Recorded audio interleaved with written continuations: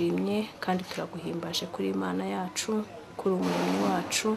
Izina ryawe rihabwa icyubahiro nyakubahwa. Nyaguhora ku ngoma rero, ibyo tugushima ni byinshi, kubaho kwacu kose ni wowe ubigenga kandi ni wowe uturinda uko bwije n'uko bukeye. Izina ryawe ryera rihabwa icyubahiro. Uyu mwanya wa nonaha icyo tugushimira ni uko waturinze ukarinda n'aba bana muri iki gikorwa cyiza cyo gutegura DVD Uwiteka mu ndirimbo zo kubwiriza ubutumwa. Ni ukuri Uwiteka, n'ijambo ryawe bashaka ko rimenyekana, abatakuzi bakabyumva binyuze muri ubu butumwa bw'indirimbo. Warinze aba bana rero, warakoze kandi wayoboye muri gahunda zose.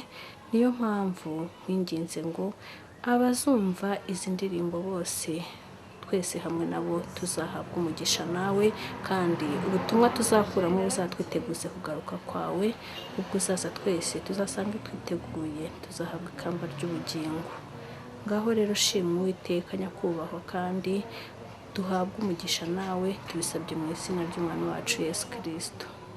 Amen.